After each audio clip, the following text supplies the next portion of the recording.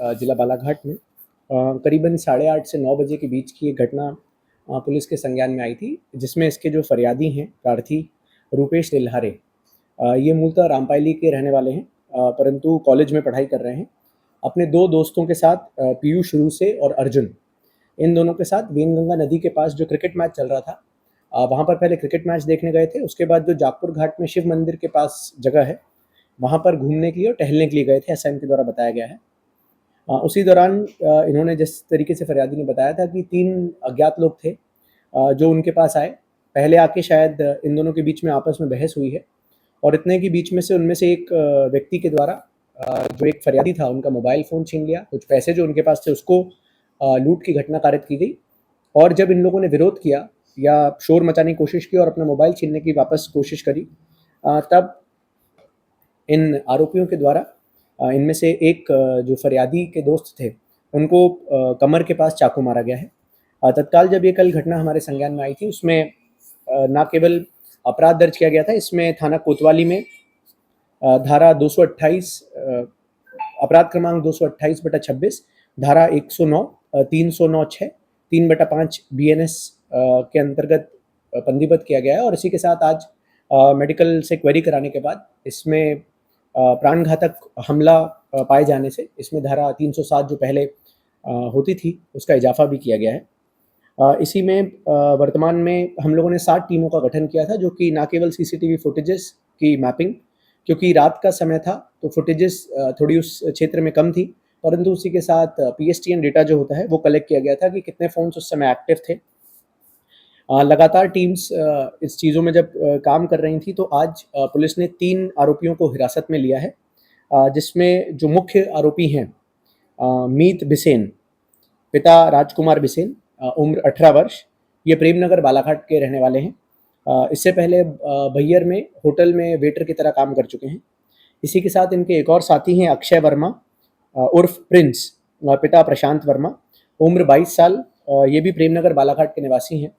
और इन्हीं के साथ इनके एक और मित्र थे जो बालपचारी हैं। उन तीनों को पुलिस ने हिरासत में लिया है। अभी तक की वर्तमान पूछताछ के हिसाब से घटना की तस्दीक भी हुई है। साथ ही साथ घटना में जो हथियार इन लोगों ने इस्तेमाल किया था, प्लस साथ ही साथ जो मोबाइल फ़ोन, जो कैश इन लोगों ने फरियादियों से लूटा था, उसकी बरामदगी के लिए टीम्स अभी वर्तमान में जब्ती की कार्रवाई की जा रही है। इसमें इन आरोपियों के जब पुराने आपराधिक इतिहास की बात करें, तो इसमें जो अक्षय वर्मा नाम के आरोपी हैं, अक्षय वर्मा, पिता प्रशांत वर्मा, उम्र 21 साल, इसके ऊपर पूर्व में भी 2 आपराधिक प्रकरण पंजीबद्ध हैं, जिसमें एक 2019 का आपराधिक प्रकरण पंजीबद्ध है मारपीट का, और एक 2025 में फिर से मारपीट का, जान से मारने की धमकी देने का अपराध दर्ज है।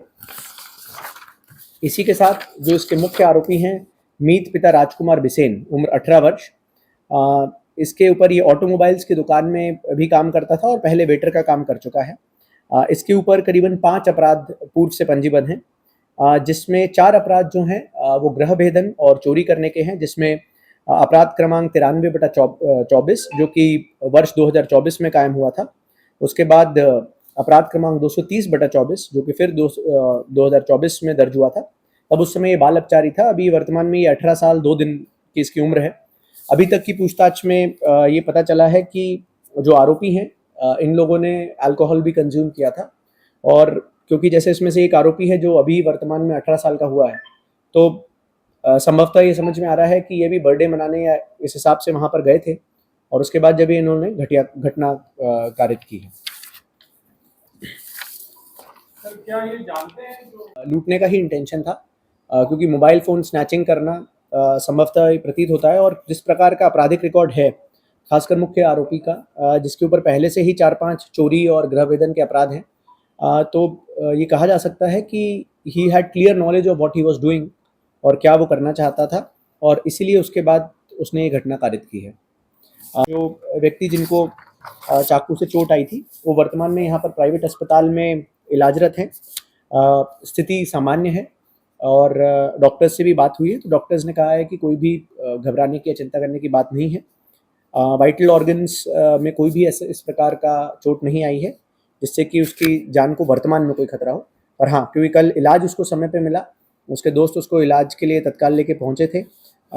यहाँ संबंधित जो बीट के प्रभारी हैं वो भी तत्काल पहुँच गए थे, जिससे कि इलाज उसको व्यवस्थित मिला है, तो उसका भी आउट ऑफ डेंजर है अभी। सर, इस तरह की घटनाएं लगातार देखिए, रात में अगर आप गश्त की बात करेंगे, अगर आप कंपैरेटिवली बात करेंगे, तो हमने पूरे भी जो अपने रहवासी क्षेत्र होते हैं उनमें तो करीबन आप अगर एट अ टाइम देखेंगे तो रात में 12 बजे से लेके जो पहले 4 गश्त पॉइंट लगते थे वो आज 16 गश्त पॉइंट लगते हैं, और बीट के जो मूवमेंट होता था वो है। पर एक जो वल्नरेबल स्पॉट पूरी इन सभी घटनाओं में समझ में आ रहा है वो है डेंजर रोड। वहाँ पर एक बड़ी समस्या ये है कि बहुत बड़ा क्षेत्र है जिसमें लाइट या किसी भी प्रकार का ट्रैकिंग मैकेनिज्म नहीं है। वहाँ सब अंधेरा रहता है, और शमशान घाट के पास वाले क्षेत्रों में कई बार बीट जाती भी है। जब बीट जाती है तो लोग इधर-उधर तितर-बितर हो जाते हैं, पर फिर इकट्ठा होने लगते हैं। इसके लिए मुझे लगता है कि नगर पालिका के साथ बैठ के एक कॉम्प्रिहेंसिव प्लान बनाने की ज़रूरत है, जिस पे हम लोग वर्क करेंगे। जिसमें सबसे इम्पोर्टेंट रहेगा कि एक तो दोनों एंट्री एग्जिट्स पे इसकी सीसीटीवी आ जाए। वर्तमान में बाकी पूरा शहर अभी सीसीटीवी के सर्विलेंस से, अभी हमारे पास 243 सीसीटीवी कैमरास हैं, जो round the clock police control room से वर्किंग है, जो कि अराउंड 73 लोकेशंस पे हैं। तो 73 लोकेशंस है, बट 243 कैमरास हैं। पर डेंजर रोड के एंट्री एग्जिट अगर आप दोनों देखेंगे तो वहाँ पर भी कोई लाइव हमें स्ट्रीमिंग के लिए सीसीटीवी कैमरा उपलब्ध नहीं है। तो मुझे लगता है कि एक तो ये पॉइंट हम लोग को करने की आवश्यकता है। दूसरी चीज़, वहाँ पर लाइटिंग का बिल्कुल सही बात है आपकी, कि लाइट जनरली भी वहाँ ना स्ट्रीट लाइट्स हैं, ना पेरिफेरल लाइट्स हैं, ना मंदिर के आसपास थोड़ी बहुत लाइट रहती है, पर बाकी और कोई भी लाइट नहीं रहती। और इसलिए जो ब्रोकन विंडो थ्योरी कहा जाता है, अगर आप क्रिमिनल साइकोलॉजी में पढ़ेंगे तो दुनिया के जितने भी इतिहास में क्राइम क्यों होता है, इस पे जब स्टडी की गई थी तो इसकी एक सबसे प्रोमिनेंट और इम्पॉर्टेंट जिस थ्योरी को कहते हैं उसको ब्रोकन विंडो थ्योरी कहते हैं। सिंपल सा सारांश ये है कि यदि आप एक मोहल्ले से निकल रहे हैं, उस मोहल्ले में कई घरों में आपको लाइट दिख रही है, चहल-पहल दिख रही है, तो जो जो व्यक्ति होता है, जो क्रिमिनल टेंडेंसी रखता है, वो उन घरों को कभी अटैच नहीं करता। ऐसा घर जिसमें कोई खिड़की फूटी हुई दिख रही है, ऐसा लग रहा है कि जाले लगे हुए हैं, लाइट नहीं है, बहुत दिन से नहीं खुला है, वो ईज़ी वल्नरेबल टारगेट्स रहता है। तो यदि आप किसी भी अ, आप यूरोप की बात करें, चाहे वेस्टर्न कंट्रीज़ की बात करें, वहाँ पर जो भी चाहे नगर पालिका होते हैं या अन्य विभाग होते हैं, उनका आप सबसे बड़ा फोकस देखेंगे कि कोई भी ब्रोकन विंडो थ्योरी के हिसाब से कोई भी वल्नरेबल स्पॉट्स नहीं बनने चाहिए। तो मुझे लगता है क्योंकि ये घटनाएँ लगातार पिछले 3-4 महीने में 2 घटनाएँ हो गई हैं इस प्रकार की, तो हम लोग को भी अगर वहाँ पर ऐसा कोई वल्नरेबल स्पॉट बन रहा है, तो I think whole of the agency के साथ मिलके will work upon it and try to make some rectification measures, जिससे कि ये घटनाओं की रिपीटिशन नहीं हो। पर इसमें एक चीज़ और जो हमने फरियादी से भी पूछने में आई है, कि कई बार कॉलेज के स्टूडेंट्स कॉलेज के बाद चाहे अल्कोहल कंजम्पशन के लिए या सिगरेट कंजम्पशन के लिए, इन सब चीज़ों के लिए भी वहाँ पर जाते हैं, जबकि रात में 9 बजे शमशान घाट जाना मतलब बहुत ज़्यादा कोई वायबल प्लेस तो नहीं लगती है कि किसी भी व्यक्ति को, मतलब सिटी से बाहर एक शमशान घाट में रात में 8:30-9 बजे जा रहे हैं। तो मुझे लगता है कि ये भी एक अवेयर होने की ज़रूरत है कि हम लोग थोड़ा-सा ऐसी प्लेसेस को अवॉइड करें, क्योंकि वहाँ पर कई बार इस प्रकार की घटनाएँ हीट ऑफ द मोमेंट में भी हो जाती हैं। तो उस चीज़ को बचाया जा सकता है, उस चीज़ को इंश्योर किया जा सकता है। पर हाँ, एट द सेम टाइम मुझे लगता है कि परमानेंट सॉल्यूशंस की ज़्यादा ज़रूरत है। गश्त would be a temporary solution, 2 दिन, 3 दिन, 4 दिन गश्त वो होगी, but it will not be a permanent solution to a problem which can recur any time, because आप गश्त की गाड़ी एक बार, भाई डेंजर रोड का 6 किलोमीटर का स्ट्रेच है जो मोटा है, गश्त की एक बार गाड़ी जाएगी, भाई एक बार अगर अपन ये मान लें कि एवरेज 40 किलोमीटर प्रति घंटे की रफ्तार से भी गाड़ी चलती है। अभी वर्तमान में आप देखेंगे कि जितने भी पिछले लास्ट 5 ईयर्स में जितने भी चोरी की घटना के आरोपी थे, जो अभी जेल से बाहर हैं, हमने उनके लिए डिजिटल जेल रिहाई फॉर्मेट्स जारी किए हैं। हमारे रोज के जो एसएचओ ग्रुप है, उस पर रोज रात में जितने भी पिछले 10 दिनों में लोग जेल से रिहा हुए हैं, जिनके पूर्व आपराधिक प्रकरण हैं, उनकी लिस्ट आती है। रात में जो गश्त पार्टी रहती है एक, उसमें ये 9 बजे जनरेट होती है लिस्ट, कि पिछले 5 दिन में कौन लोग हैं जो जेल से छूटे हैं। क्योंकि जो रिकरेंस का आप बात कर रहे थे कि भाई एक ही बात, जैसे इसमें भी देखेंगे कि 4 अपराध पुराने हैं ही उस व्यक्ति के, डिटेल है सर, वैवाहिक है, गृह भेदन और नकबजनी के जितने भी आरोपी थे, उन लोगों की पुलिस लाइन बालाघाट में हम लोगों ने डॉजियर फॉर्मेशन डे रखा है। तो 20 तारीख को सभी थानों के पिछले 10 साल के जितने भी आरोपी हैं, जिनके ऊपर ये क्रिमिनल रिकॉर्ड्स है, वो यहाँ पर आएंगे। सभी थाना प्रभारियों को इसके लेटर भी जारी हो चुके हैं। इन लोग को लेके आएंगे और फिर इनका पूरा डिजिटल डॉजियर बनेगा। इनके फिंगरप्रिंट्स, इनके गेट मूवमेंट पैटर्न्स, इनके अभी आप देखेंगे कि हमारे यहाँ पर नई एक MCU यूनिट आई है, अगर आप चाहेंगे तो मैं आपको विजिट करा दूंगा। Basically this is a measurement control unit. ये आरोपियों के पैटर्न्स को रिकॉर्ड करके सिस्टम में इंक्लूड करती है, not just fingerprints, movement pattern किस तरीके से चल रहा है।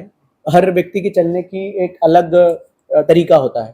तो जो CCTV आप देखते हैं, तो CCTV पैटर्न से अगर ये इंटीग्रेट हो जाएगा तो इजीली रिकॉग्नाइज कर सकता है कि इस आदमी का चलने का तरीका हमारे पुराने किस क्रिमिनल से मैच करता है। इनका आइरिस स्कैन होता है, ये सारी चीजें करते हैं। मैं अभी आपको MCU यूनिट भी दिखा देता हूँ।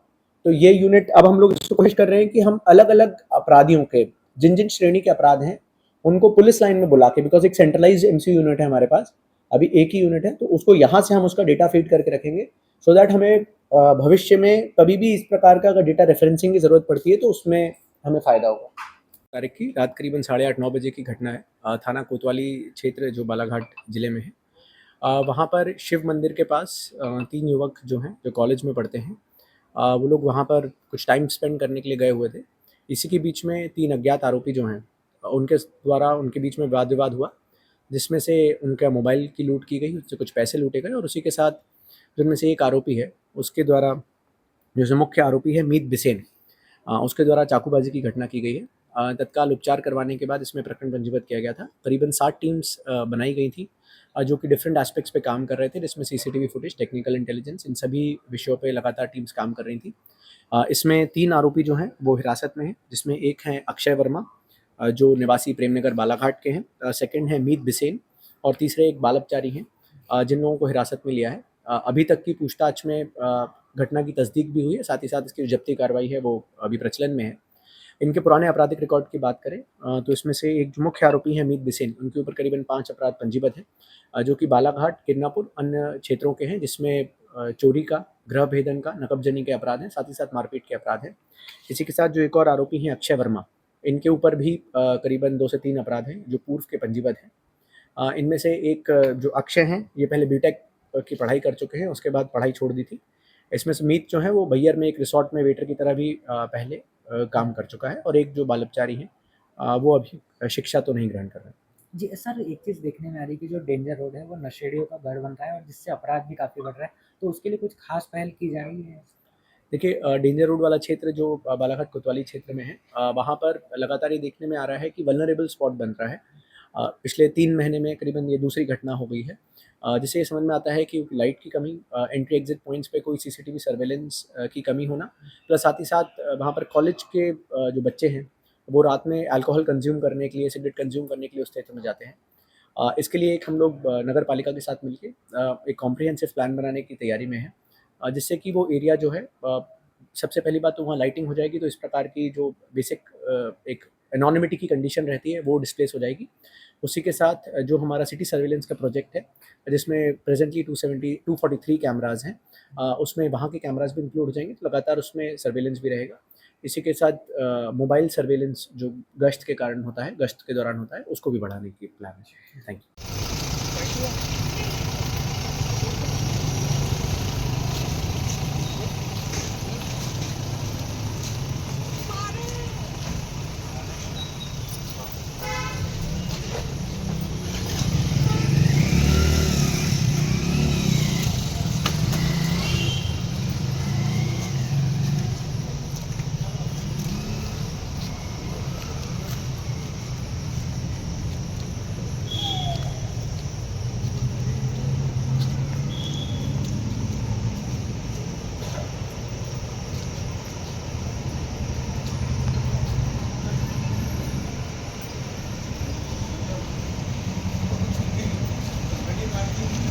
पीछे हो जाओ तुम लोग।